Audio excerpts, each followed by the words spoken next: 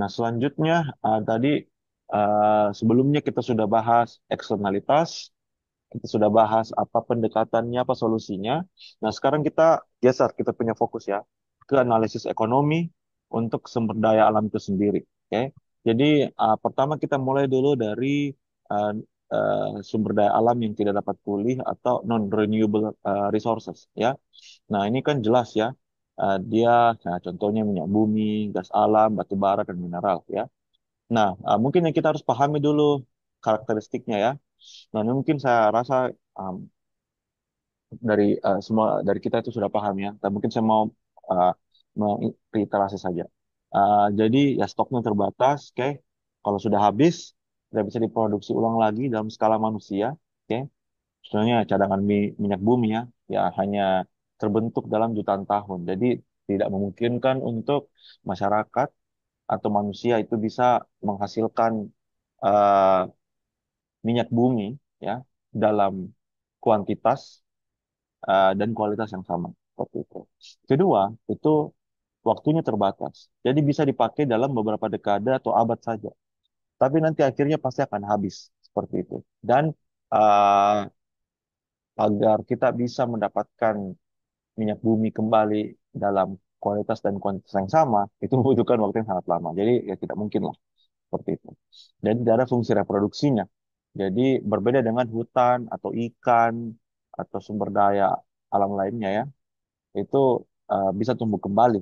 Ya, kita bisa rekayasa agar misalkan jumlah ikan yang sebelumnya sedikit bisa kembali lagi.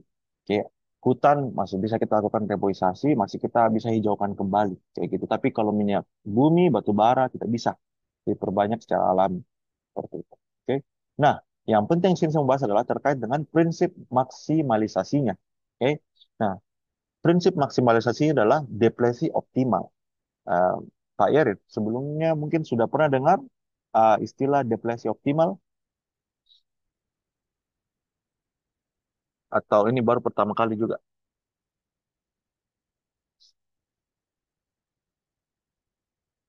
Ya, Pak Yerit,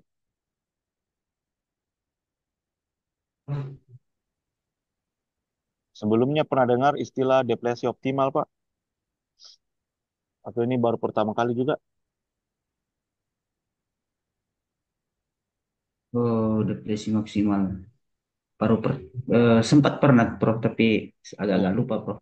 ya oke. Bukan depresi maksimal, ya, depresi optimal, Pak ya. Oke. Nah, jadi Ini, ya mungkin saya Prof. bahas dulu ya terkait dengan ini. Jadi pas pertanyaan paling penting dalam pengelolaan sumber daya alam tidak terbarukan adalah bagaimana caranya kita itu bisa menggunakan SDA atau sumber daya alam terbatas ini agar bisa memberikan manfaat maksimal, ya, baik itu untuk sekarang ataupun di masa depan. Oke. Nah, jadi kalau konsep deplesi optimal itu artinya adalah kita tidak bisa atau tidak akan menghabiskan sekaligus ya sumber daya alam tidak terbarukan ini. Kenapa? Karena ada pertimbangan opportunity cost seperti itu. Ya, maksudnya di sini adalah kalau misalkan saya pakai sekarang, ya, berarti saya mengorbankan kesempatan untuk digunakan di masa depan seperti itu. Berarti kita harus pastikan ya, ketika kita pakai sekarang itu memang utility-nya atau kegunaannya atau laju manfaatnya itu paling tinggi seperti itu. Oke. Nah, tapi kan kita dihadapkan oleh eh, beberapa dilema ya terkait dengan pengelolaan sumber daya alam ini. Kalau misalkan kita pakai terlalu cepat, maka lebih cepat habis, maka generasi berikutnya tidak bisa mendapatkan akses ke sumber energi. Kalau kita misalkan tunda terlalu lama, ya berarti harganya itu pasti bakal makin naik gitu. Nah, tapi kita juga harus mempertimbangkan ada resiko teknologi baru yang muncul ya, yang membuat sumber daya alam ini tidak relevan. Oke. Nah, ini mungkin dilema ininya ya, secara ekonominya ya. Oke. Ah, kalau misalkan kita tidak pakai sekarang, ya, akhirnya batu bara atau minyak bumi ini mungkin tidak digunakan sama sekali karena sudah ada teknologi hijau yang mungkin menggantikannya atau mungkin sudah bisa menjadi substitusi absolut. terhadap minyak bumi ini atau batu bara ini. Oke, nah jadi itu yang menjadi dilema sebenarnya juga ya. Jadi kita mau pakai nanti atau kita mau habiskan, tapi nanti bagaimana masa depan? Kita mau tunda juga nanti keburu ada teknologi yang bisa menjadi substitusi, nah itu juga ya. Atau mungkin sudah ada perubahan-perubahan dalam pola penggunaan energi sehingga akhirnya harga dari minyak bumi atau batu bara menurun seperti itu. Nah itu jadi dilemanya. Oke. Nah, oleh karena itu ya untuk bisa kita mendapatkan titik paling optimalnya ya dari segi ekonomi, dari segi opportunity dan sebagainya dalam pengelolaan sumber daya alam tidak terbarukan ini, maka kita menggunakan hukum ekonomi ada dua di sini. Ada namanya Gray dan Hotelling. Oke, hukum Gray dan hukum Hotelling. Pak Yaris ini ya backgroundnya Pak Yaris ini apa ya? Ekonomi kah? Atau teknik kah? Atau apa? Saya dari teknik sipil, Bro. Oh, teknik sipil ya. Oh, jangan ini oke. Belum nggak pernah kayaknya dengar ini ya. Oke, karena mungkin kalau eh, apa lulusannya ekonomi mungkin pernah dengar. Oke, nah kalau kita bahas satu persatu dulu ya untuk hukum ekonomi ini. Nah jadi kalau kita pakai hukum ekonomi itu bagaimana kita melakukan penilaian terhadap apakah kita lakukan ekstraksi atau tidak. Ekstraksi itu berdasarkan laju pertumbuhan nilai sumber daya alam itu sendiri, ya. Nah, itu harus setara dengan tingkat bunganya atau interest rate-nya. Oke. Nah, di sini tuh kan ada dua skenario, ya. Kalau misalkan laju manfaat sumber daya alamnya itu lebih tinggi daripada suku bunganya. Gitu. Oke. Nah, ini kalau saya mau jelaskan adalah contohnya misalkan em, begini ya. Pokoknya adalah kalau laju manfaat sumber daya alam itu lebih tinggi daripada suku bunganya, maka lebih baik sumber daya alamnya itu disimpan di dalam tanah. Oke. Nah, kenapa? Karena kalau misalkan laju manfaatnya itu lebih tinggi daripada suku bunga, ya artinya adalah nilainya itu akan lebih cepat sorry, nilai dari sumber daya alam itu lebih cepat naik ya daripada keuntungan untuk setelah kita menjual sumber daya alam itu kita dapatkan uang kita tabung uangnya di bank kayak gitu. Oke, bisa dipahami ini kan kalau misalkan ya kita sudah menjual sumber daya alam itu kan kita simpan uangnya di bank ya. Oke, Bang. ya. Nah, terus nah anggaplah misalkan ya harga minyak dunia itu naiknya itu 10%, ya. Nah, sementara bunga bank ya, anggaplah misalkan 5% kayak gitu. Jadi, kalau misalkan ya harga dari minyak itu naik 10% per tahun, sedangkan harga dari atau sorry, bunga kalau kita menyimpan uang di bank itu 5%, berarti kan lebih tinggi ya benefit yang didapatkan kalau kita simpan dulu ini misalkan batu bara atau minyak bumi dalam tanah ya kita tunggu sampai naik naik naik terus ini harganya oke baru kita jual kayak gitu daripada kita jual sekarang ya nah ya, hasil yang dari kita jual itu misalkan kita dapatkan 10 juta lah kayak gitu kita simpan uang di bank 5%. Nah kalau uang itu kita simpan 10 juta 5% per tahun ya itu kan pasti jauh lebih sedikit ya benefit yang kita dapat atau manfaat ekonomi yang kita dapat daripada kita tunggu sampai harga minyak dunia itu 20% lebih tinggi daripada harga sekarang. Kayak gitu. Karena kalau kita tunggu sekarang, kalau kita tunggu sekarang, kita tunggu 2 tahun baru kita jual, itu harganya naik sampai 20%. Kayak gitu. Tapi kalau misalkan kita jual sekarang, ya, terus kita simpan uangnya di bank, misalkan apa namanya, dengan bunga 5%, berarti kita dapatkan bunganya itu 5% tahun ini, 5% tahun depan, jadi 10%. Jadi kenaikan value-nya atau nilai itu cuma 10% daripada kalau kita tunggu sampai kita jual dia di kenaikan harga 20% seperti itu. Nah, kalau misalkan lebih tinggi ya kenaikan harga minyak bumi atau batu bara daripada suku bunganya mending disimpan atau mending nggak usah kita ekstraksi dulu. Kita tunggu sampai harganya melonjak baru kita jual kayak gitu. Bisa dipahami ini Pak Yarif ya?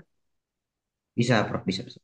Oke, kalau misalkan dia suku bunganya lebih tinggi daripada kenaikan nilai dari sumber daya alamnya atau laju manfaat sumber daya alamnya, maka nah ini sini baru kita ekstraksi seperti itu. Nah, simple. Ya, baik. Kebalikan Iya, dari ya penjelasan tadi ya. Nah, kalau misalkan anggaplah ya kenaikan harga minyak bumi itu cuma 3% atau 2% lah seperti itu. Oke. Nah, berarti harganya cuma naik 2% per tahun atau 3% per tahun. Oke. Anggaplah misalkan suku bunganya ya suku bunganya itu 5%. Oke. Berarti lebih tinggi 2% ya. Seperti itu. Oke. Nah, artinya adalah kalau misalkan ya kita tunggu untuk diekstraksi atau dijual ini minyak ya, kenaikannya itu sampai 1 tahun depan tuh cuma ya kita dapat benefitnya yang 4% lah, 2% tahun ini, 2% tahun depan. Oke. Nah, berarti kenaikannya 4 ya itu cuma sampai 4%. Kalau misalkan di bank itu 5%, jadi dia lebih tinggi 3%. Jadi lebih untung lah kalau misalkan kita jual sekarang, kita simpan uangnya di bank.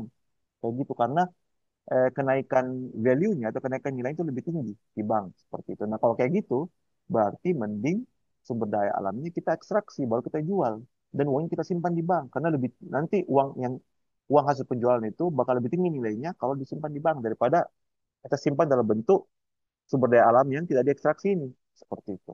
Oke. Nah, itu mungkin ini bisa dipahami ya, mungkin Pak ya. iya Prof, saya paham Prof. Nah, jadi kayak kita bayangkan ya emas lah seperti itu. Nah, kalau harga emas naik lebih cepat daripada bunga deposito, mending simpan emas. Betul tidak? Kan kalau deposito itu kan berapa ya? 3% sekarang ya. 3%, 2,5% kayak gitu. Tapi kalau misalkan harga emas naik, itu kan sekarang itu harga emas naik belakangan ini cukup drastis ya. Seperti itu. Lagi untung ini orang yang ini apa namanya? Mereka punya investasi dalam bentuk emas. Oke. Orang yang simpan uang dalam deposito tidak rugi ya karena tetap uangnya bertambah tapi lebih banyak bertambah uangnya orang yang simpan emas kayak gitu dia jual pas lagi naik harga emasnya seperti itu. Oke. Tapi kalau misalkan deposito lebih menguntungkan daripada harga kenaikan emas gitu ya mending emasnya kita jual kita simpan dalam bentuk deposito seperti itu. Nah, ini mungkin kurang lebih begitu simpelnya ya kayak gitu. Nah, jadi apa bentuk implikasi kebijakan dan praktisnya untuk terkait dengan ini ya. Nah, jadi kalau misalkan terjadi ya tadi skenario laju manfaat lebih besar daripada eh, suku bunga atau suku bunga lebih besar daripada eh, harga atau nilai laju manfaat ya. Nah, berarti negara penghasil sumber daya alam itu pasti akan menyesuaikan mereka punya kebijakan ekstraksi kayak gitu. Oke. Nah, tapi mungkin saya mau jelaskan dulu ya, kira-kira apa implikasi secara dalam aspek dilemanya ya. Nah, implikasinya misalkan negara yang punya cadangan sumber daya alam yang tinggi ya.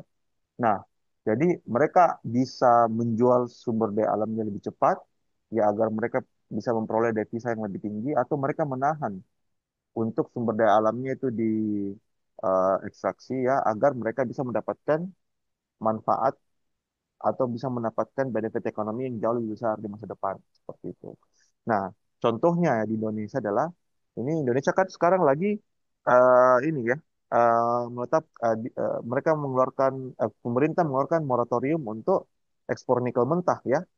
Nah, tujuannya itu adalah kalau pemerintah Indonesia ya itu dia lakukan moratorium nikel mentah untuk dia bisa meningkatkan value adding atau nilai tambah dari nikel ini melalui hilirisasi ya.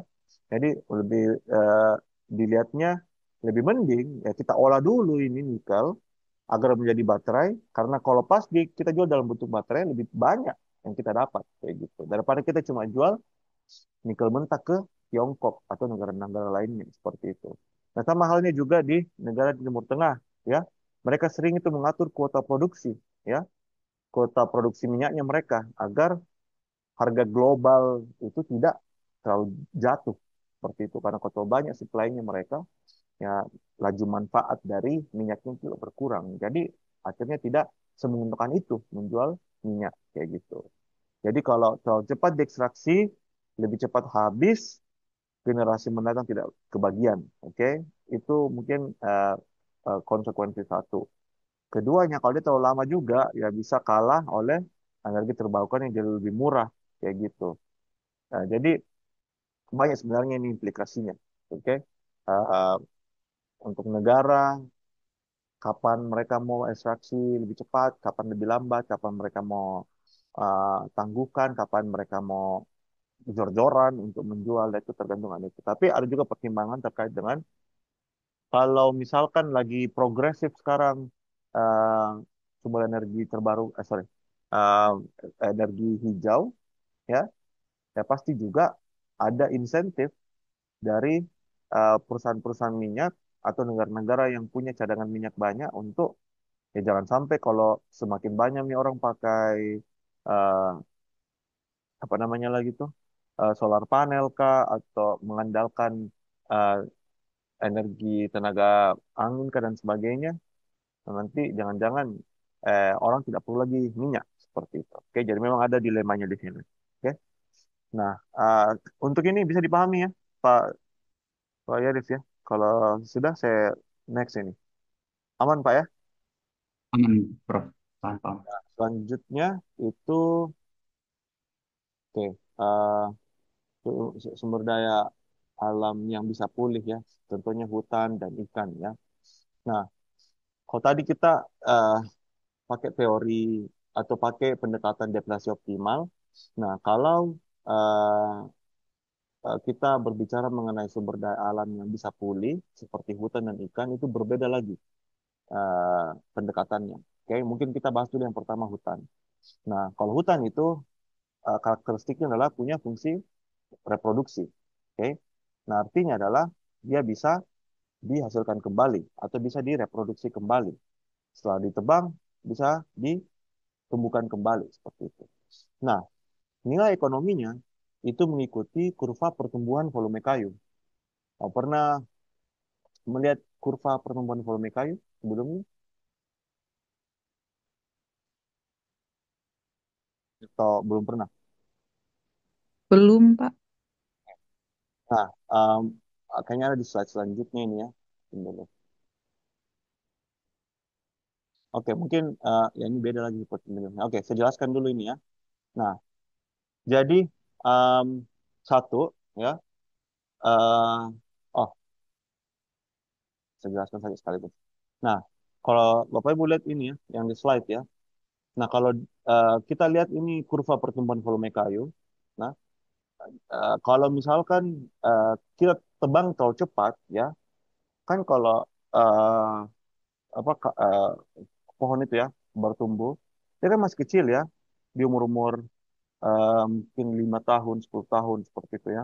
Volumenya masih kecil ya. Jadi nilai yang kita bisa dapatkan dari menebang pohon ini itu masih kecil, masih rendah seperti itu. Nah itu satu.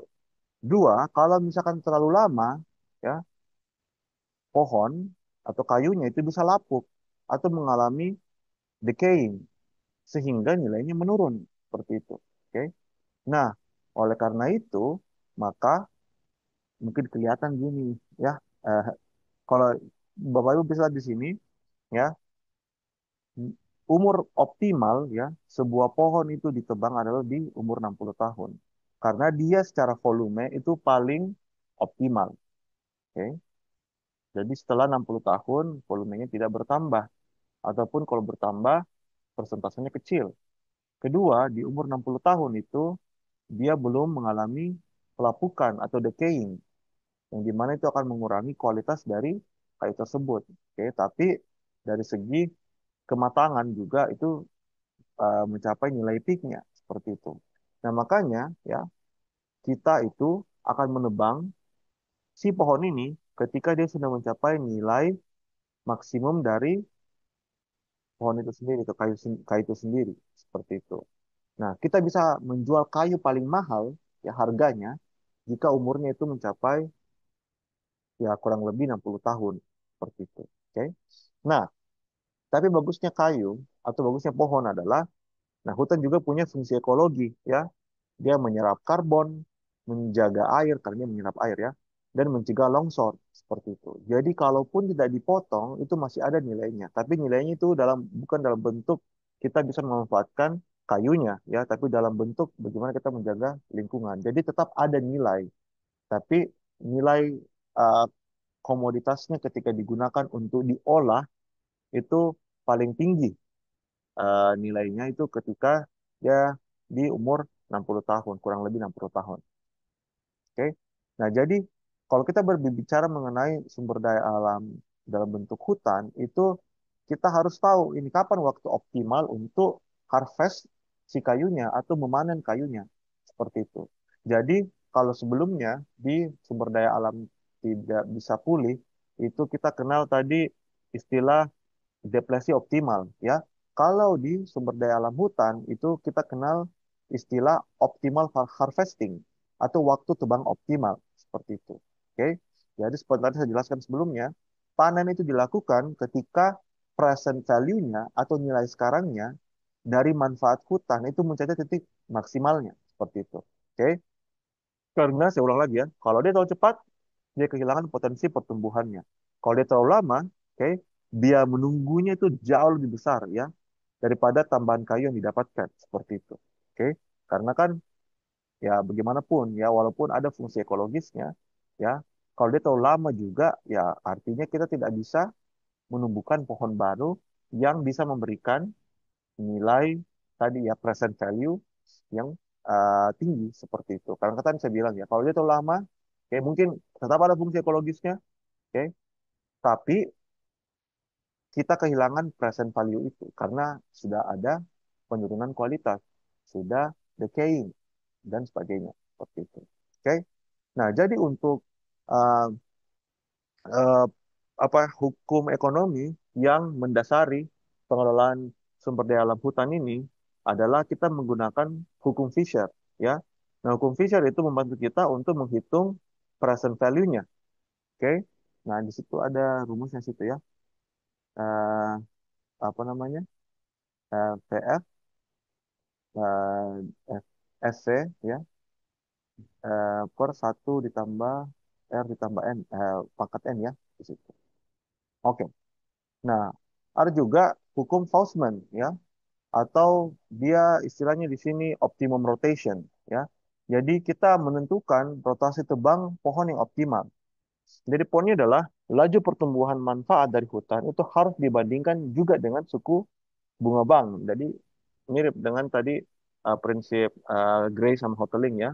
Nah, jadi kalau misalkan pertumbuhan manfaat hutan itu lebih tinggi daripada suku bunga, ya, nah lebih baik kita tunda dulu pohonnya ditebang seperti itu. Jadi anggaplah misalkan, ya, kalau tahun ini itu harga pohon satu pohon, ya, kalau kita tebang itu misalkan 10 juta.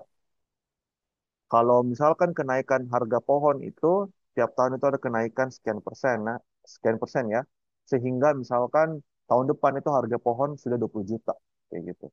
Ya mending kita dan kalau misalkan kita jual 10 juta terus kita simpan uangnya di bank, misalkan pertambahan nilainya misalkan cuma 1 juta lah. Jadi misalkan kita jual sekarang pohonnya 10 juta, kita simpan uangnya di bank setahun, dia dengan memperhitungkan bunga bank, misalkan saya 11 juta di bank. Tapi kalau misalkan kita tunggu sampai tahun depan, ya, pohon itu misalkan harganya sudah 20 juta kayak gitu. Ya mending kita tunda dulu penebangannya kayak gitu. Kita tunggu sampai si pohonnya itu harga 20 juta baru kita jual kayak gitu.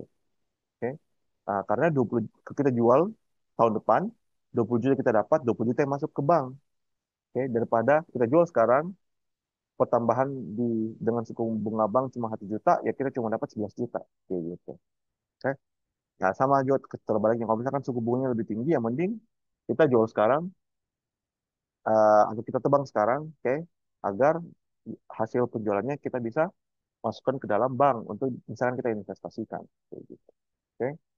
Nah, jadi makanya seperti itu, ya. Nah, terkait dengan hukum Boltzmann, ya, yang mensyaratkan optimum rotation. Nah, makanya perhutani itu kan dia sudah menentukan rotasi tebangnya untuk misalkan kayu jati itu kurang lebih per 30 tahun, oke? Atau misalkan untuk pohon akasia ya, dia 7 sampai 8 tahun seperti itu. Nah, di Indonesia juga sebenarnya ada kebijakan moratorium hutan seperti itu, oke?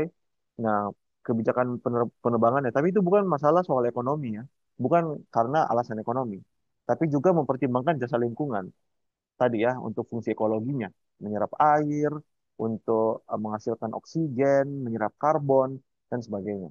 Seperti itu. Oke. Nah, itu.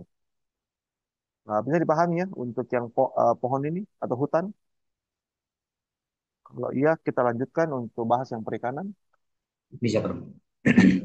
Selanjutnya, kalau dia perikanan, itu oke, karakteristiknya adalah dia punya fungsi pertumbuhan alami. Oke, nah jadi kita tidak perlu melakukan intervensi agar agar si ikan ini bisa melakukan fungsi reproduksinya. Jadi fungsi reproduksinya itu dilakukan oleh si ikan itu sendiri. Oke.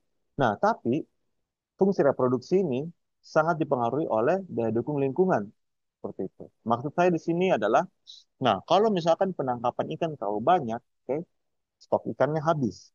Kalau stok ikannya habis atau berkurang, maka kemampuan reproduksi dari ikan itu terganggu. Seperti itu. Oke.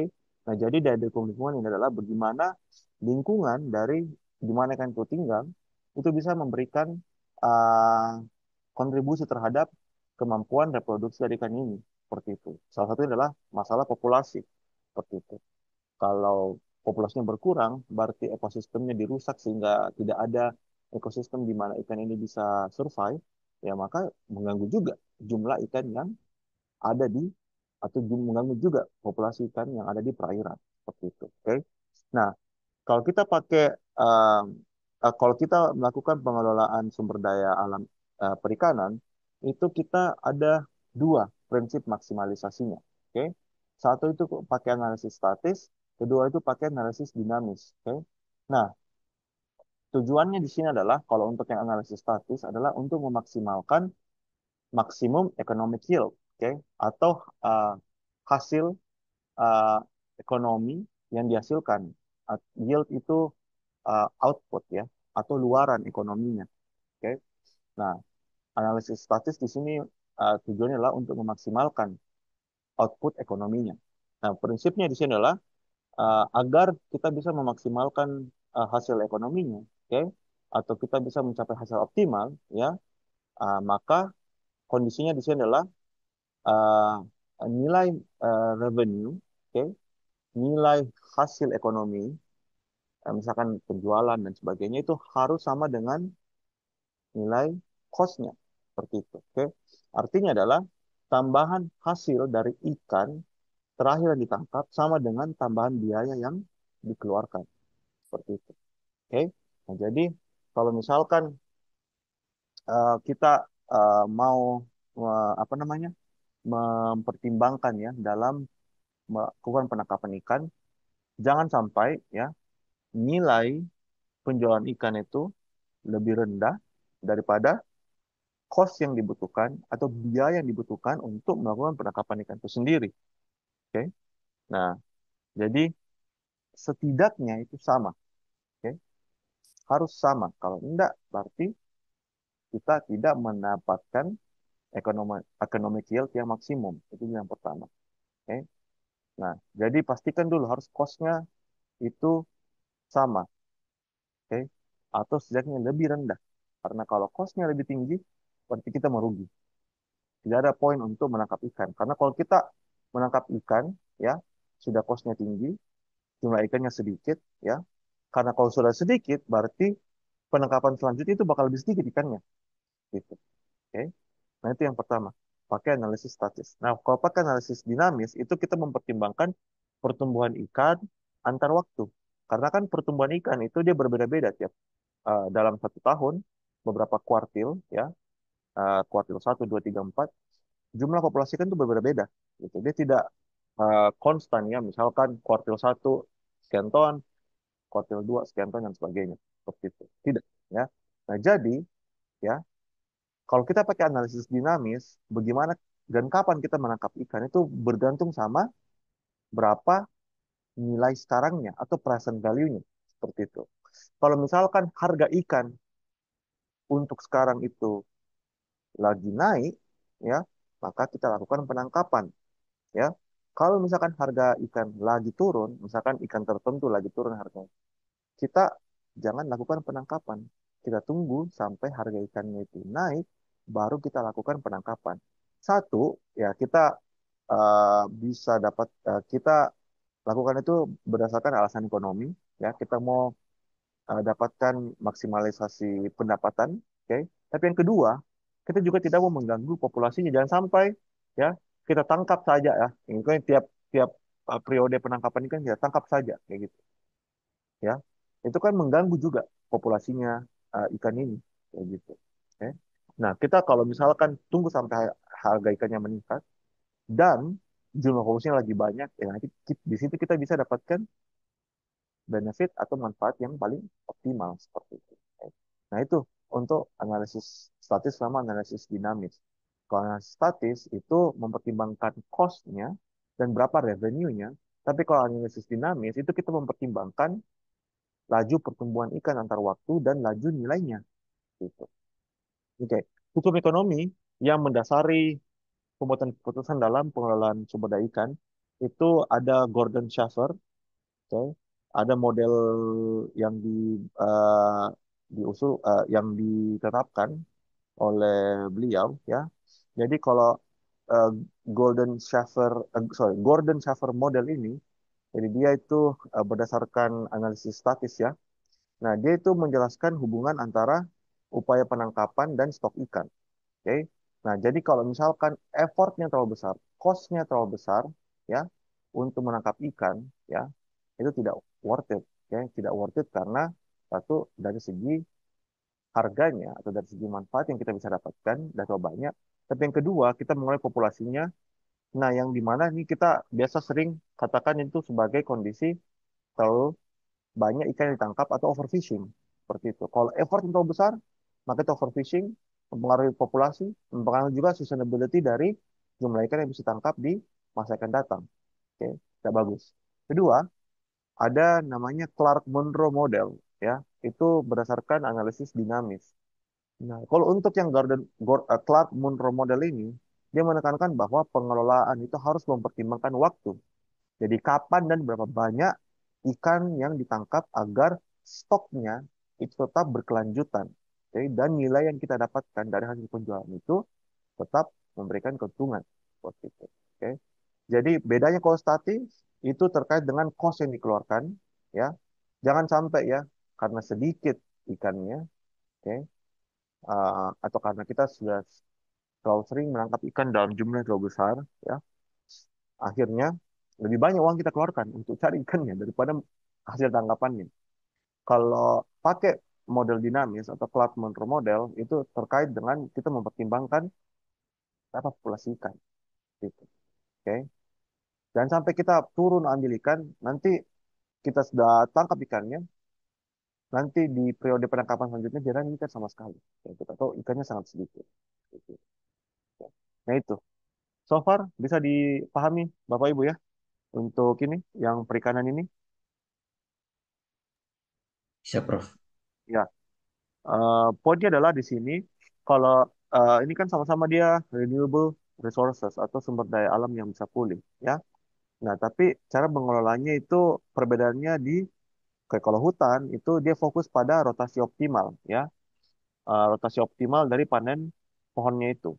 Kalau perikanan itu fokus sama keseimbangan antara stok ikan dan cost yang dikeluarkan untuk menangkapnya atau upaya penangkapannya seperti itu.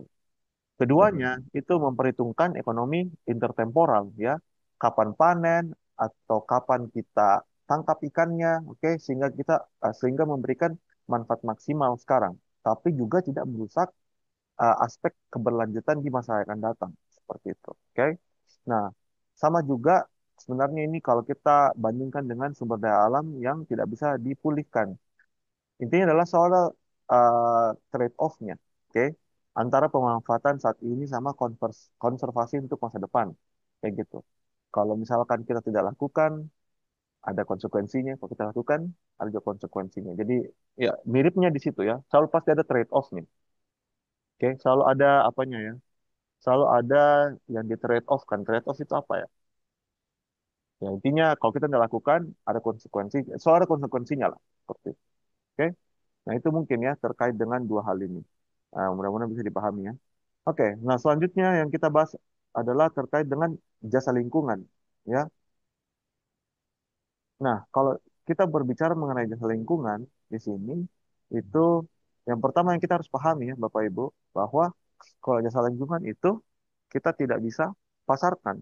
Ya, bukan seperti kayu, kita bisa jual, kita bisa, atau ikan yang kita bisa tangkap dan kita jual dan sebagainya.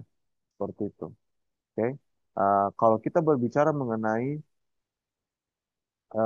jasa lingkungan, maka kita berbicara mengenai eh, bagaimana agar kita bisa mempertahankan fungsi yang diberikan oleh lingkungan ini, seperti itu. Oke, oke. Mungkin yang pertama saya bahas dulu ya terkait dengan tidak punya pasar ya, dan nggak bisa kita jual ya. Nah, tadi kan saya jelaskan terkait dengan hutan ya. Itu itu kalau tidak ditebang, itu tetap memberikan manfaat ya. Masih bisa menyerap karbon, menjaga kualitas air, bisa menjadi tempat atau ekosistem dari habitat satwa. Oke, sungai yang mengalir, kalau kita tidak ambil airnya, tetap tidak ada masalah dan tetap memberikan jasa lingkungan karena kalau misalkan air kita tidak konsumsi, ya, tetap menjadi air bersih, ya, itu kita tetap bisa konsumsi, bisa pakai untuk apapun aktivitas manusia. Kita bisa gunakan itu untuk misalkan mengandalkan air untuk menghasilkan listrik, energi hidro, ya. Atau sesimpel kalau ada sungai yang bersih, ya itu bagus untuk mata, untuk estetika, ya, untuk pemandangan dan sebagainya, seperti itu. Oke. Jadi memang dia nilainya tersembunyi, gitu ya. Bukan seperti yang kita bisa beli di toko, yang kita bisa terka-terka harganya. Kalau lingkungan itu nilainya tidak bisa kita kuantifikasi atau susah untuk kita kuantifikasi. Dan biasanya kalau lingkungan itu atau jasa lingkungannya itu sifatnya non konsumtif. Oke, kita bisa menikmatinya tanpa mengurangi stoknya. Jadi tadi saya sempat katakan ya keindahan panorama alam atau udara segar ya, adanya biodiversitas, adanya keberagaman dari uh, uh, biologis. Nah, itu kita tidak konsumsi ya, uh, tapi kita tetap bisa nikmati, tapi stoknya tidak hilang kalau kita nikmati. Itu mungkin karakteristik dari jasa lingkungan ya. Nah, untuk mengelola jasa lingkungan, tetap kita perlu tahu nilainya seperti itu. Oke, makanya kita kalau mau memaksimalisasi nilai memaksimalisasi jasa lingkungan, itu kita pakai pendekatan yang namanya total economic value. Oke, kita mempertimbangkan nilai guna langsungnya. Oke, misalkan kita gunakan air untuk wisata alam, kita gunakan air untuk air minum di hutan. Nah, itu nilai guna langsungnya. Itu kita bisa kuantifikasi. Nilai guna tidak langsung, oke? Misalkan fungsi hutan untuk mencegah banjir, atau misalkan fungsi hutan untuk menyerap karbon, ya. Nah, itu mungkin lebih susah untuk kita kuantifikasi, tapi kita bisa tahu ya nilainya untuk sesuatu yang kita tidak gunakan secara langsung, seperti itu. Oh, ini sisa 1 menit, ya.